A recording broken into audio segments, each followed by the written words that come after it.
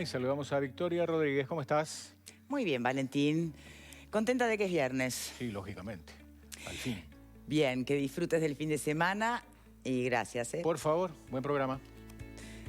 Muy buenas tardes para todos en casa. Comenzamos a partir de este momento, retomamos lo que se llama el vivo de la tarde aquí en la tele. Saben que en el programa de ayer, hablando sobre, a partir del caso de la amenaza al testigo, en el caso por la incautación de droga, de soja, ¿no? En imputación de mutio.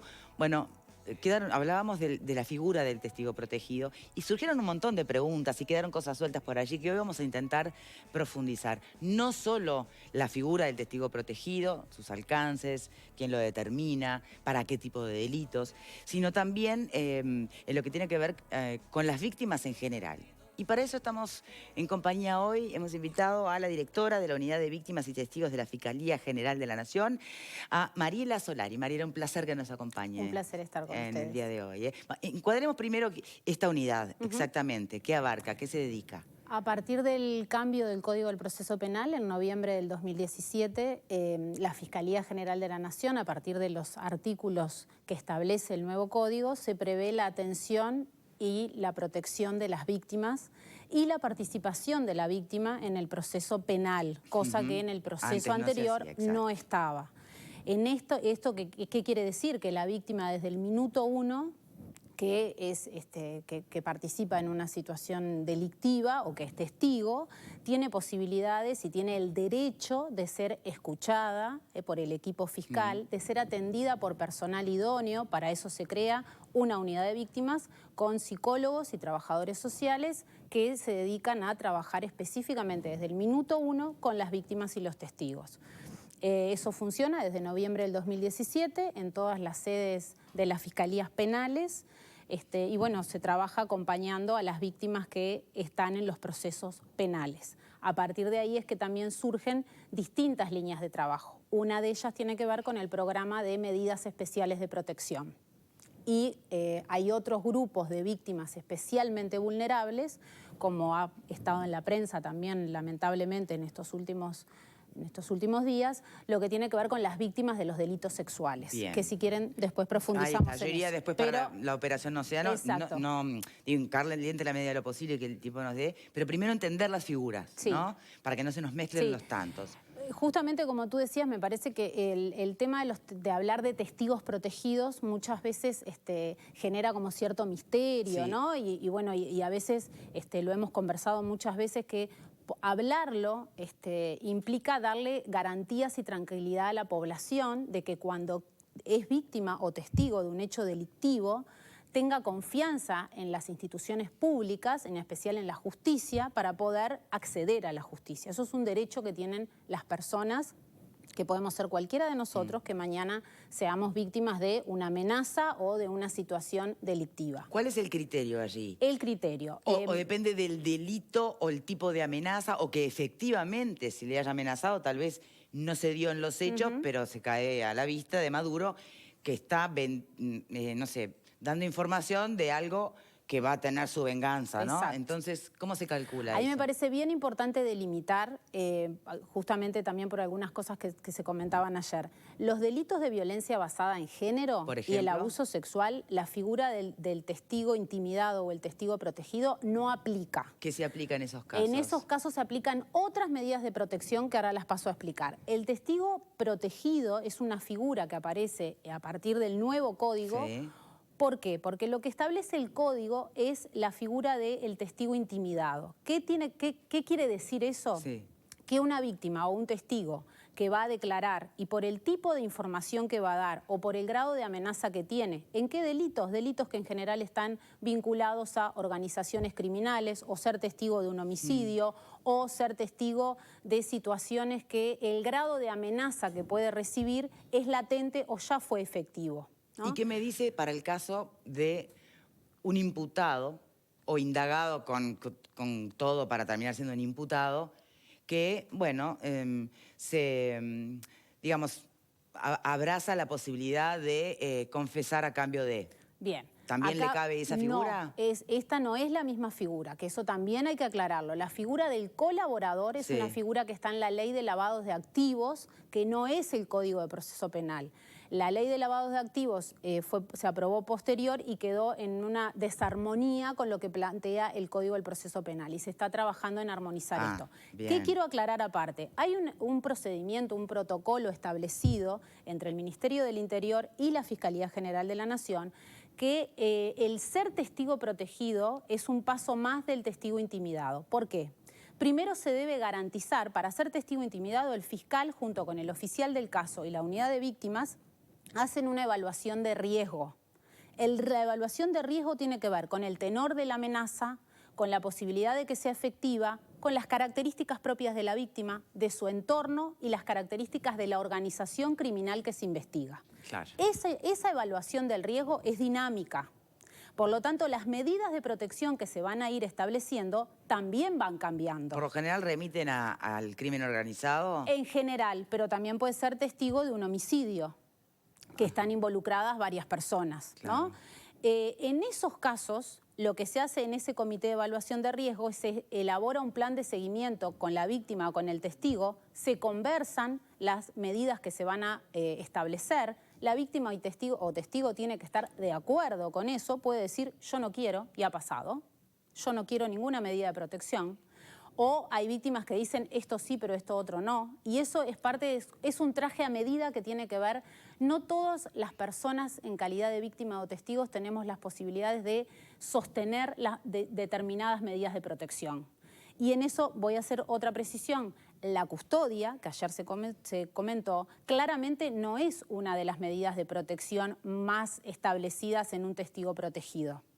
¿Por qué? Porque claramente es visible, claro, ¿no?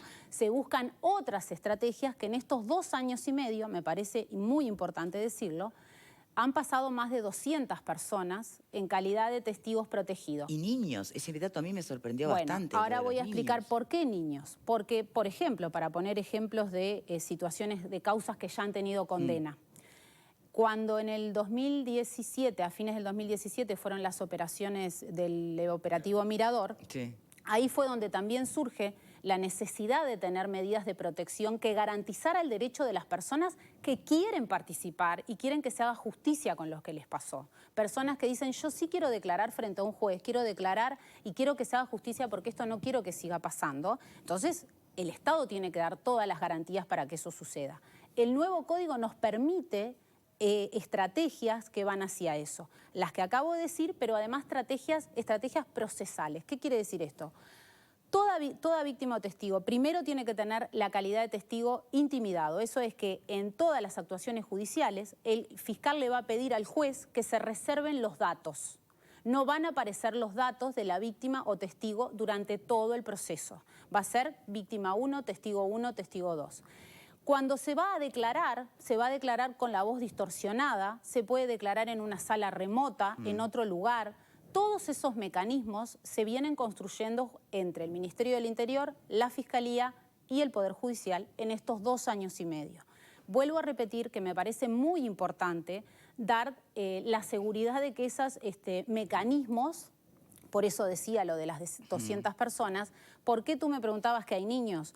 Porque muchas de las familias que fueron, por ejemplo, desalojadas a punta de revólver de su casa, como víctima de un delito, perdieron su casa y además no podían, por el grado de amenaza, volver a vivir a ese lugar. Entonces, la medida de relocalización es una de las medidas de protección que se ha implementado en Montevideo y en todo el interior. Pero más del Ministerio de Vivienda tal vez que de lo que pueda llegar a ser el propio Ministerio del Interior. Lo que pasa que ahí tenemos que entender el concepto de protección. Es el integral. Concepto de protección es integral. Claro. Una pata muy importante cuando recién sucede el hecho delictivo es la seguridad de preservar la vida, pero además la estabilidad emocional de la víctima directa y su familia, porque los niños escuchan, saben lo que está pasando, a veces fueron testigos directos de lo que pasó, hay que trabajar con ellos todo lo que tiene que ver el impacto emocional y la afectación, por ejemplo, de una niña de 5 años que haya visto a una persona que le pegaron 5 disparos a su lado. Eso es de un alto impacto emocional. La unidad de víctimas hace desde el minuto cero un acompañamiento de esas víctimas y lo que está establecido es un protocolo con los demás organismos para que la política de protección a estas víctimas sea una responsabilidad de Estado, que abarque si la víctima tuvo una pérdida como producto del delito, perdió su vivienda y hay que relocalizarla como medida de protección, según las características de cada familia que se evaluará con el Ministerio del Interior, se busca la mejor medida. Puede ser que la misma víctima diga, yo tengo un lugar donde irme a vivir en otro departamento, o tengo la posibilidad de construirme en otro terreno, o tengo plata ahorrada y quiero comprarme en otro lugar, y ahí lo que hará el Estado será brindar las ayudas. Y lo último que quiero decir, porque me parece importante que ayer también se planteó, por supuesto que al intervenir todos estos organismos, lo que se hizo desde diciembre del 2017 que funciona este programa y estas medidas especiales de protección, es tener un acuerdo con estos organismos en lo que hace al manejo de la información. El manejo de la información no la maneja todo el mundo y ayer creo que tú también lo traías. Hay un acuerdo firmado con quienes participan de esto que, por ejemplo, yo no puedo ser testigo protegido y salir a la prensa y decir soy testigo protegido, porque claramente como medida de autoprotección también me estoy exponiendo yo, el entorno y otras personas que están en la misma calidad. Entonces, el estatuto lo brinda como posibilidad, el estatuto de testigo intimidado, en lo que tiene que ver con lo procesal. La protección integral es algo que se tiene que armar a medida en cada caso y que no es una foto, es una película, porque esto va cambiando, ¿no? Entonces, cuando una persona está en un programa de protección, y sí, puede pasar que haya otras amenazas en el medio, pero para eso hay un sistema de monitoreo que se va haciendo acciones que van cambiando las medidas de protección. Si no, no estaría en un programa que requiere ese tipo de características. Ahora, ¿no? en esta experiencia de estos 2 años y medio, episodios como el que tienen que ver con este testigo protegido, en el caso que tiene a Mutio como imputado, ¿no? Como procesado, ¿se han dado? ¿Es normal? ¿O esto alertó realmente al sistema? En general yo creo que hay que tener claridad con esto que acabo de decir. Cuando una persona es víctima o testigo de un delito y está con medidas de protección, por ejemplo, si tú seguís viviendo en un lugar determinado o seguís teniendo el mismo teléfono, es probable que quizás si seguís en las redes sociales o seguís conectada en un lugar puedas tener algún otro tipo de acercamiento o de amenaza. Pero para eso hay un plan de seguimiento donde los testigos tienen cómo comunicarse para que rápidamente se cambien las medidas de protección. Y eso ha sucedido. Eso es parte de lo que tiene que ver con esta dinámica. Lo que a mí me parece como sumamente importante, y perdón que sea insistente con esto, es que las personas tienen que recuperar y tienen que confiar en las instituciones públicas porque eso es lo que disminuye la brecha de impunidad. Entonces, el derecho de las víctimas es romper con el miedo. Y yo entiendo perfecto que un caso como el que asistimos hace poquito, dice, bueno, pero entonces ¿qué tan protegido puede llegar a estar? Si yo paso raya, por lo que interpreto, lo que nos está diciendo nuestra invitada es que debe remitir seguramente al no 100% del compromiso personal para con la medida, ¿no? En algún lugar, porque es humano, porque es nuevo todo esto. Imagínate lo que es vivir en ese contexto, ¿no? Teniendo que ser fantasma, invisible y todo lo demás, que es probable que haya habido algún desliz en el comportamiento de ese testigo protegido que habilitó que apareciera la amenaza. Sí. Ahí, perdón, que quiero aclarar. Sí. ¿Interpreté bien o no? Más o menos. A ver. Hay una parte que sí, tiene que ver con el comportamiento del propio testigo y el entorno, pero también con la dinámica que va cambiando el grupo criminal que se está investigando. ¿Se entiende? Entonces ahí, por eso digo que es dinámico y que uno no puede poner la responsabilidad solo en el autocuidado del testigo, ¿no? Ahí depende en cada caso las características del testigo, del entorno y de la organización criminal que se esté investigando, ¿no? Permítame abrir el panel. Reflexiones. Me parece muy bien que la doctora transparente esta situación. Soy asistente social, por las dudas. Bien, la asistente social Mariela, transparente esta situación porque elimina incertidumbres, porque hace que mucha gente que esté dudando de si prestar o no declaración en vista de esta situación lo haga. Y obviamente que actúa contra la impunidad, así que siempre a favor de la transparencia y más en este tipo de situaciones. Ahora, en el colectivo imaginario, digamos, uno ha visto muchas películas, muchas series con esto del testigo, que lo llevan a un lugar determinado. Tenemos una densidad demográfica en un país muy pequeño que nos está jugando muy a favor en esta pandemia, por ejemplo, pero que puede complicar de alguna manera la situación, ¿le parece a usted, en caso de que, no sé, de alguna manera aquello de que acá nos conocemos todos, ¿no? Cómo proteger a alguien en un país tan pequeño, donde si va al interior del país probablemente se sepa? ¿Qué garantías hay en ese sentido? La pregunta es bien acertada porque creo que siempre este preconcepto de que es el país que nos conocemos todos y que todo se sabe, también sabemos que en este país todo se sabe y lo que queremos guardar bien también se guarda bien, ¿no? Entonces... Lo que queremos que se sepa, se sabe. Ese es el punto. Ese es el punto, ¿no? Y lo que queremos guardar bien, se guarda bien. Nuestra experiencia en esto tiene que ver, vuelvo a repetir, también con las características de las organizaciones criminales que se han investigado. Cuando son territoriales y se manejan en un territorio, por eso es tan importante la evaluación conjunta entre el oficial del caso, la unidad de víctimas y el fiscal. Porque cuando hay que relocalizar, por ejemplo, a una víctima o un testigo, el estudio del mapa de la seguridad de donde esa familia o esa víctima puede ir o no es en conjunto con el estudio de seguridad que hace el Ministerio del Interior. Entonces, por eso muchas veces va a ser en un lugar y en otro no. Por ahora nosotros no hemos tenido necesidad, nosotros trabajamos desde la Fiscalía junto con programas de testigos protegidos de otros países, porque a ver, nosotros lejos de estar innovando somos los que venimos corriendo de atrás. En todos los países hay programas de medidas especiales de protección para garantizar los derechos de los testigos y las víctimas a acceder a la justicia. No hemos tenido por ahora la posibilidad, la necesidad, sí tenemos la posibilidad de que haya algún testigo que tenga que salir del país. Y si eso pasara, eso también me parece aclararlo, no son datos que al menos yo como directora y desde la Fiscalía tengamos que divulgarlos, porque parte de esos mecanismos son los que protegen a las víctimas y los testigos. Mientras hablaba yo pensaba, che, ¿hasta dónde? Y le preguntamos, porque en realidad... Entonces, lo que muchas veces me ha pasado, que colegas de ustedes me preguntan, bueno, pero ¿cuáles medidas de protección? Y si yo te digo cuáles son las medidas de protección, dejan de serla.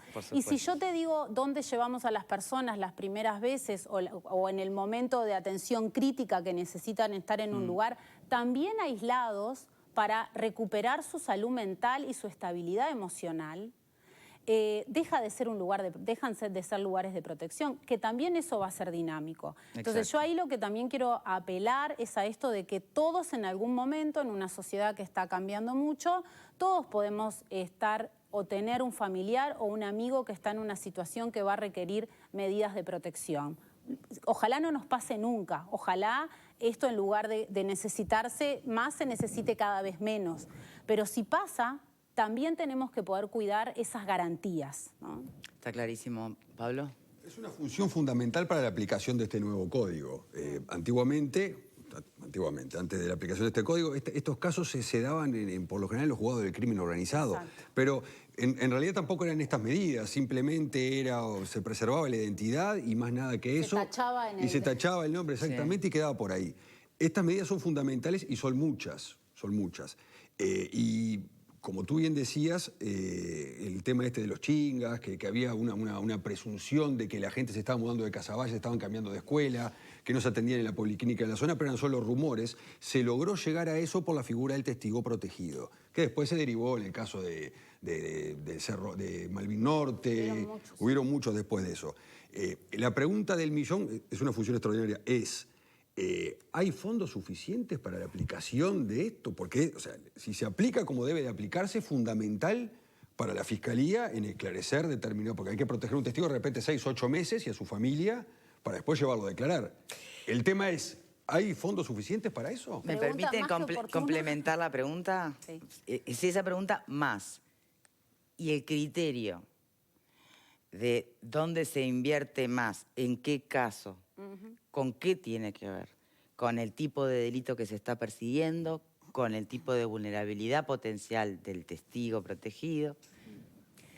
La pregunta es más que acertada. En realidad, nosotros en las reuniones que hemos tenido con otros países sobre cómo se diseñan los programas de medidas de protección, Uruguay ha sido innovador en que ha sido establecido como una política de Estado. Hay un gabinete que se creó por decreto presidencial que insta a todos los ministerios a trabajar en lo que tiene que ver con las secuelas del delito en las víctimas y los testigos. Detesto tener que interrumpirla en este momento porque está buenísima la respuesta, pero tenemos que hacer la pausa. Retomo después de la pausa. Muchas gracias por entender. Ya venimos, ya venimos.